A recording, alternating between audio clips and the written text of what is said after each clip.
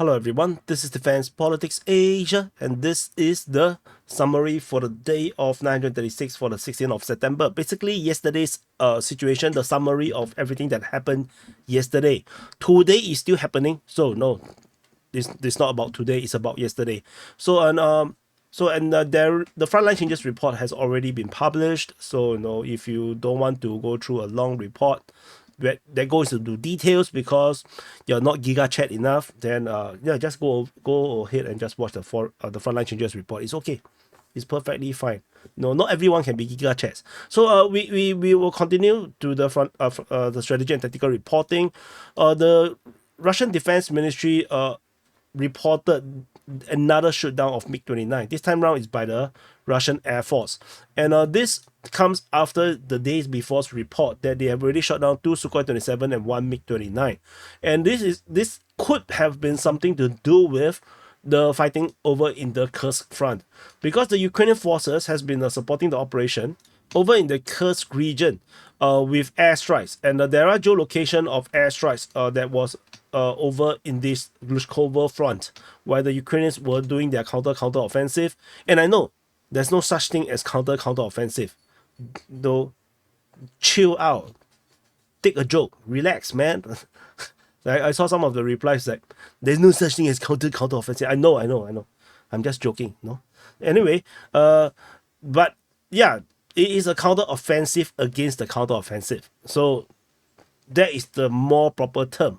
Or you can say this is a diversion, or this is a flanking movement, or whatever. But in DPA, we like to use inaccurate terms, so we call it counter offensive.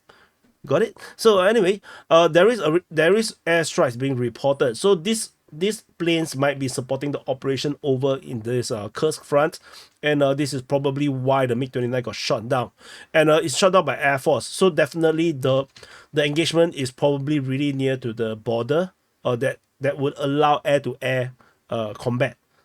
So it must be pretty stressful. But we still have not seen F-16 being reported to be in operation at the front lines. So we will continue to wait and see how this goes. So we move into, since we are here at Kursk front, let's talk about the Kursk front. So before we jump to the front line, there is still not much shelling reported over in the Khrushchev region. So there is only one shelling reported over at Isman, which means that my theory that the Ukrainian forces have withdrawn from the Khrushchev region, redeployed over into the Glushkovo sector. I think this is most likely what had happened.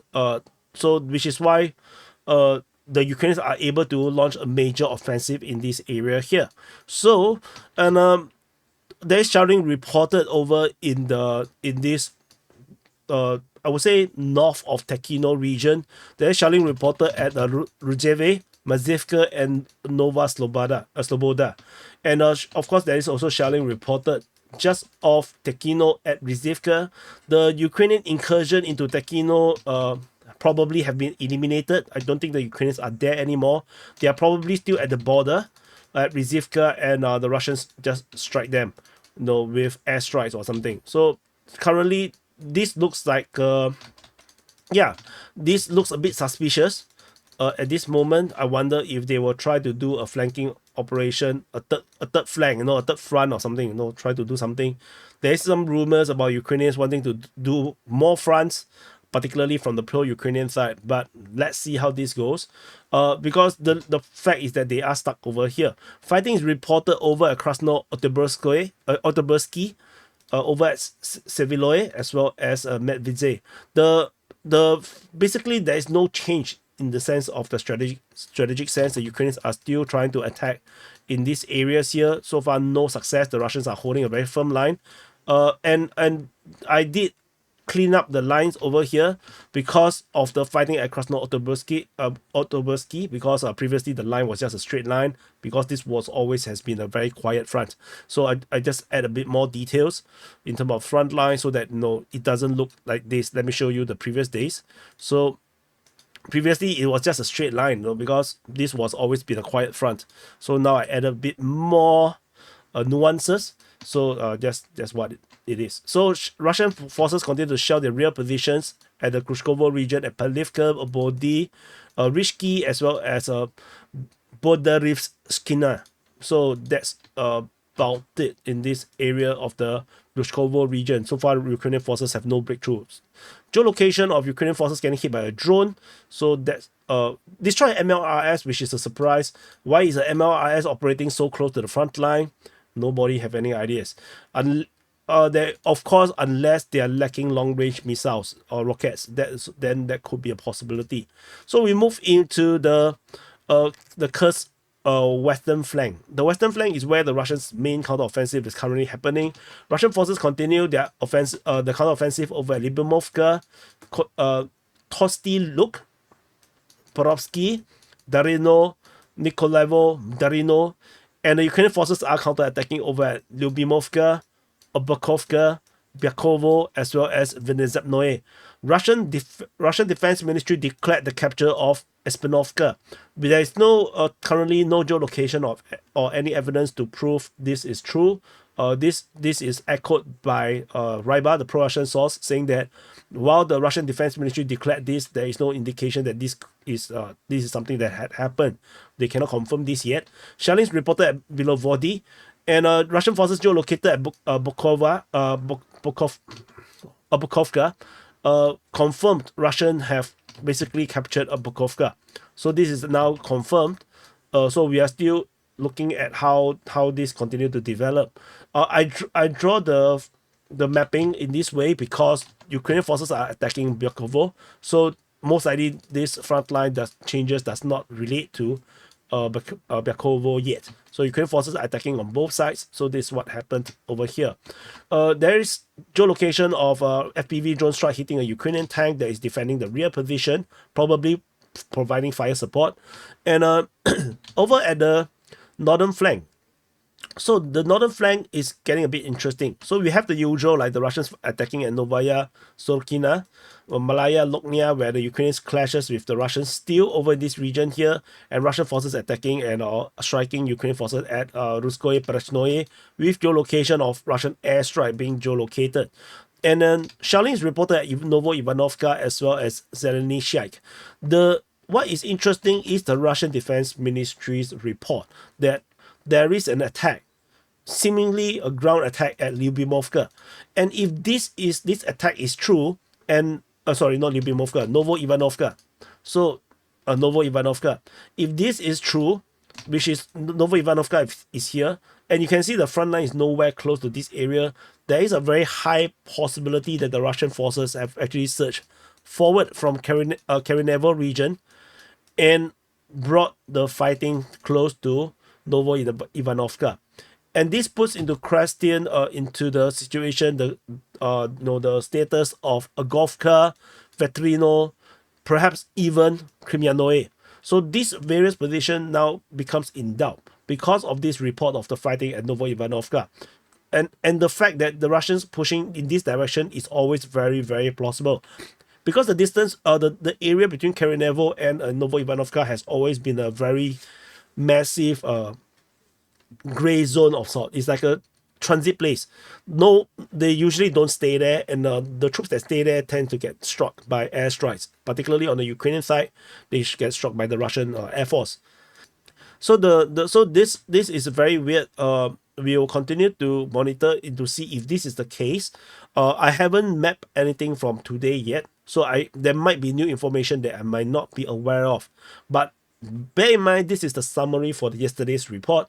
So I'm not only talking about yesterday's situation. If you know more stuff, then you can basically know whether my analysis is good or not. So that's the current situation over in this northern flank.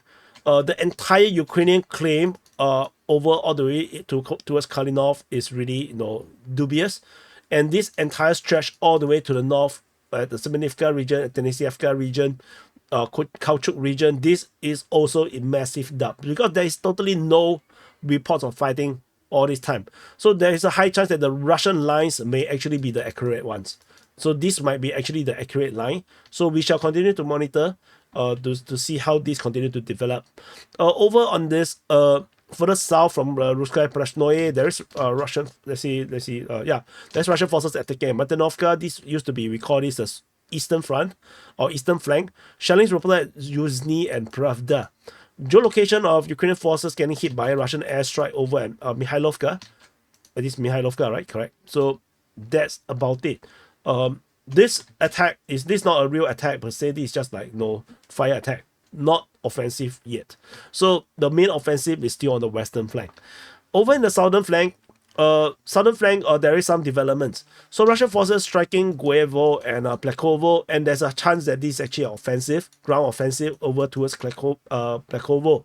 Russian Defense Ministry announced the capture of Borky, and then we have geolocation of Russian forces confirming at least the capture of Spurnoye. So Spurnoye is now confirmed under Russian control.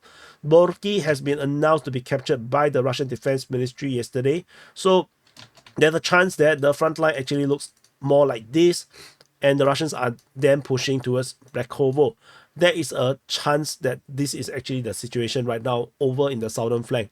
We will definitely continue to keep track of the situation around here, and I'll keep you informed as we come. So that's all. In the rear position, we have shelling reported at Khotin, which is the only one I think I have missed. Otherwise, there's no more shelling reports that I've missed. We move into the Kharkiv front, the long time ago known to be the happy front, because that's where all the happiness for the Ukrainians were. Tentatively, there is still pretty much a stalemate around this region. Fighting is reported at Lipsy, and then we have Ibitske, reported to be attacked by the Russian Defense Ministry, and also at Kerchansky Kotori. The geolocation of Russian hitting Ukrainian positions over at Khlipoke was actually reported, geolocated, but generally this is a stalemate region. Nothing is expected to happen around here. So we move on over into the Kupiansk front. At the Kupiansk front, shelling was reported over in Starorivka, which is actually a bit out of the place. I'm not sure why the Russian Defense Ministry make a specific mention for this settlement. There's shelling reported at Kucherivka, fighting is reported at Sinkivka and Petropavlivka. Geolocation of Russian airstrikes, no artillery strikes over at Petropavlivka. So situation remains largely the same. There's no particularly something special about the Kupiansk. So, and whoa, I'm blurred. Hello. Hi. I'm so blurred. Okay. Yeah. So anyway, I went to turn off the fan because I'm feeling a bit cold. So and then we move into the Pischane front. At the Pischane front, we have the usual. We have fighting reported at Novosinove, Kolesnikivka, Krylyakivka, towards Lozova, and there's fighting reported at Andriivka. And I just want to highlight, Andriivka is weird because the spelling in English went broken for unknown reasons. So this happened around a week or so ago. Suddenly the Andriivka lost the D, which is weird. Even though the Russian spelling is still correct. So not sure what happened. And there is a significant frontline change over at Pischane. Russian forces point the finger at Krylyakivka, signaling their intent. They point a finger, it's like, you. Then then Krylyakivka is now shaking in fear. They are now sweating cold sweat, and just like me, because they caught a cold. Weather, autumn is coming. Temperature is dropping, so it's a bit cold. So but the thing is, the reality is that the fighting is heading around this area, and the front line is just barely 2 kilometers away from Krylyakivka. This is significant. The last time we reported about this was 3 kilometers. This time round, only 2 kilometers is left, and which means the advance actually is 1.2 or 1.3 kilometers. This is a huge advance by the Russian forces. So, and it's also insane how big all these farms is. All these plantations are crazily big. So no wonder, these areas is also known to be the food basket for the world. But yeah, now it's just basket, man. Okay, we move on. Over in the Svetove front. At the Svetove front, we have fighting reported at Vishneve, Krakivka, Druzhelubivka, as well as Mikievka. Vishneve is a bit interesting because Vishneve is actually more related to the front line on top near Andriivka. And we haven't heard of Vishneve like in a long time, since 2023. So this is actually rather interesting that there is an offensive heading in this direction. So we shall continue to monitor. And we move on over further south, over in the criminal region. There is major updates around here. There's fighting reported in the Serbianske forestry, Torske. Ukrainians counterattack at Torske. Russians allegedly attack Bilohorivka. There's two Bilohorivkas over here. There's also another Bilohorivka around here. So I'm not sure which one they are referring to. There's fighting at Nevsky and Novosadove. So there is a few major things. The biggest thing, of course, is the Russian sudden advance on the mapping. So it doesn't mean that they suddenly advance over the past 24 hours, but the mapping only just dropped the information that the Russians have made massive advances over in the eastern part of Nevsky. This is a massive change, and over at Novosadove, the Russian forces managed to eliminate the salient, heading towards the Russian controlled town of Shevchenko-Popivka. So this is a massive advance. Oops, I pressed the wrong button. Wait. So the front line movement was as far as 3 kilometers, over 3 kilometers. This is a huge advance, and this just came out of nowhere. This is just another evidence of how the open source mapping is lagging behind reality. Definitely, I've already mentioned this many times. I just want people to be aware of that, and don't treat any information, including from DPA, as if this is the reality. Sometimes this information from the sources can be wrong, or they're lagging severely from the reality. So which is why I try to do analysis and try to explain to you, what is the likely situation, even though the map doesn't show it that way, because I cannot just draw the map based on my assumption, but I have to draw based on the sources. But in the reporting, I can explain to you from my personal assessment that what is the reality probably is going to be. So this is a massive change, and capture of Nevsky is going to be pretty problematic. So then we have Bilohorivka here, and then there's a Bilohorivka here. I have no idea the Ukrainian Defense Ministry is referring to which one, because they say that in the Liman direction. So Bilohorivka is definitely within the Liman direction, because they did mention the Nohrakivka, Druzilubivka, Makievka, Nevsky. All these are everything north of this Bilohorivka. And based on the sequencing of the reports, after Lozova, they mentioned Bilohorivka. So Novosadove, Lozova, Bilohorivka. So Lozova is also not here somehow. Actually, Lozova is like way up in the north. So, and then suddenly, but Bilohorivka here is in the south. So I have no idea which is which. So I just have to, I drop both on it. I drop both reports on both sides. So Ukrainians actually claimed the capture of or I'm not sure if this is a counterattack, that they in their mapping they have claimed this entire area in Torske. So this is reported by Deep State UA. So, but the general report from the Russian Defense Ministry is that they are on the offensive in this area here. So we will continue to monitor the situation at Torske. So this front line over this part of Torske always changes from time to time. Always feels very meaningless, the change. So we shall continue to monitor. We move into the Sivers front.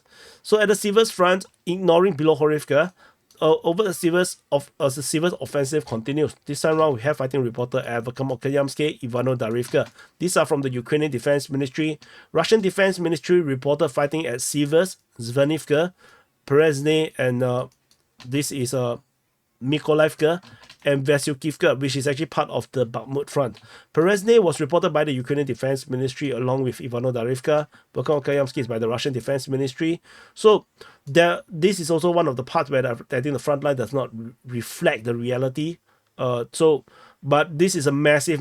The number of arrows around here, you can see there is a major offensive currently happening over in the Sivers direction. So we are definitely, this is something pretty significant. We'll definitely need to keep a lookout for this.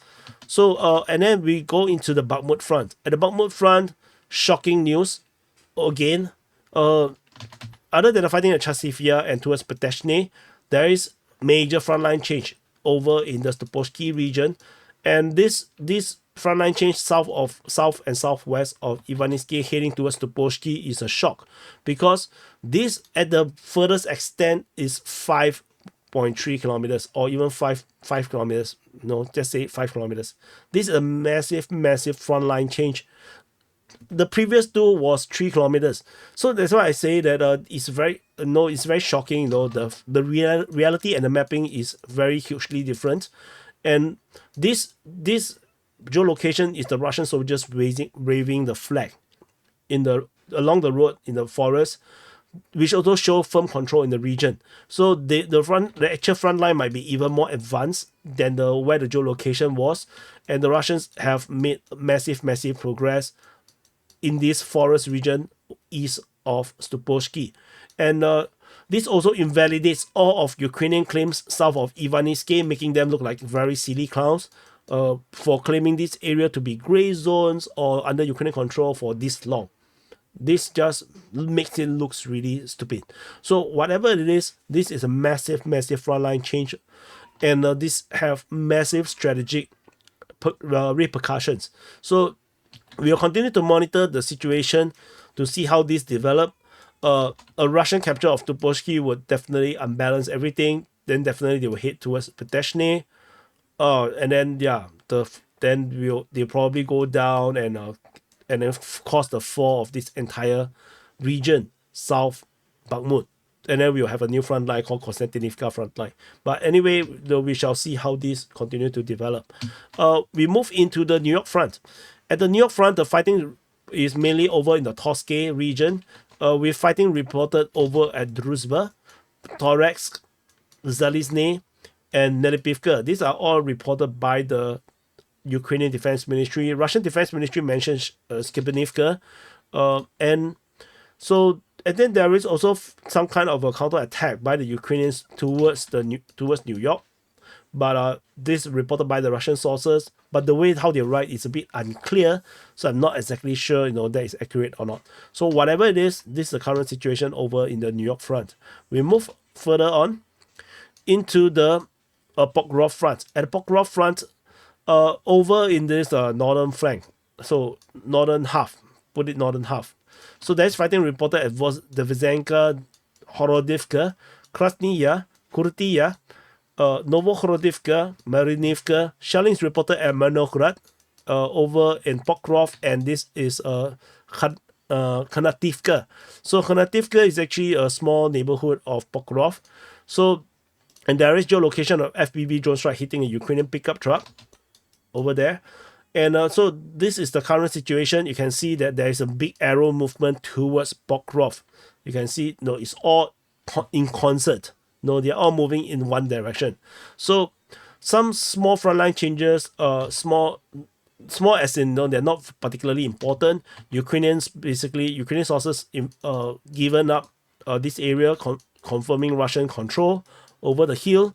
And then so this frontline change reported by the Ukrainian mapping does not matter because it's an open field. So these are not very particularly important frontline changes over in the Krytia region. We move further south into the Selidove Khernik region. So Russian forces are still attacking Selidove. Fighting is reported at Ukraine's Lysivka towards Sukharine as well as Zeleny Pershi. The significant updates is over at Zeleny Pershi because based on the mapping by the Ukrainian sources, the Ukrainian mapping, and based on the geolocation by Crimea Caprice, we can confirm that Russian forces most likely have already captured Zeleny Pershi. This is first announced by the Russian Defense Ministry on the 14th of September, around 3 days ago. So the Russian forces most likely have captured it, with fighting now probably moving towards Zeleny Druhi. So the Khernik sector continues to be fighting, and Ukrainians still have a chance to redraw if they want to. This front line still have not fall to my surprise. So we shall continue to monitor and see how this continue to develop, whether this is actually reality or if this is just information lagging. Over in the Marinka sector, this is Marinka. At the Marinka sector, Russian forces attacking at Khostre, Georgivka region, as well as Maksimelinivka. Shelling is reported at Kurakove, which is the Ukrainian HQ. So we'll continue to monitor this area here. Moving further south, over in the Voleda Konstantinivka region. So this Konstantinivka, this Voleda. Russian forces are attacking in the Konstantinivka region towards Katerinivka, towards Bohov-Yefelenka, Vodiane. Ukrainian forces counter-attacking at Vodiane, Russian forces attacking at Voleda. So there is frontline changes around the Vodiane region, confirming Russian consolidation of their positions around the Vodiane region. So this will just continue. This is just a progression of the natural progression of the offensive in this area here. This is also a major offensive. This is where the Russians are pushing seriously. So we'll continue to definitely monitor this area. Over in the Velika Novosibirsk sector, we only have fighting reported at Zoloteneva. And now that's about it. There's no other fighting being reported here. Previously, we thought that there is a serious push for Novakarivka, Blahodatne, even Novodarivka. So this all did not continue. So that's all from this area here. We move into the Zaporizhia front. At the Zaporizhia front, we have fighting reported at the Kayamsky sector and the Orekhiv sector, particularly over at Pyatikaki and Robotine. Robotine is interesting because we haven't had a Robotine report since the 8th. So on the 16th, so it's more than a week after we have the first report of fighting over at Robotine again. So yeah, this is something to I think it's curious. So let's see how this goes. And that's all from the Zaporizhia front. This I discovered only happened today. During the frontline changes report, during the recording, I saw this.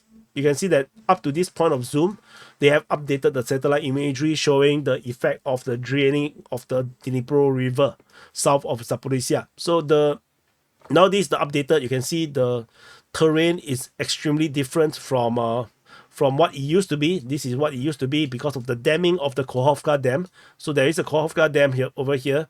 So but now it's no longer the case. You can see that the dam have drained out all the water. So the river has become the natural river from a long time ago. So it's not still very natural because there's a lot of dam across the entire Dnipro River. But yeah, it looks a lot more wild, and there's a lot more greenery. You can see that all this previous river bed has all started to grow vegetation, and yeah, this terrain tentatively is not. It doesn't seem to be very transversable. So there is no operations being reported of forces going across this muddy zone or swampy zone. So there's shelling reported over at Novo Alexandrivka and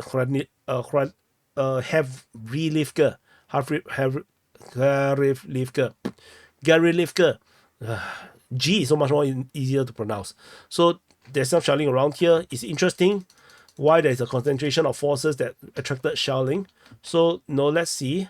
And over in the Kherson region, we have the usual of fighting reported towards Pridniprovsk. According to the Ukrainian Defense Ministry, Russian Defense Ministry reported shelling at Pridniprovsk, Komishany, as well as Valentensky.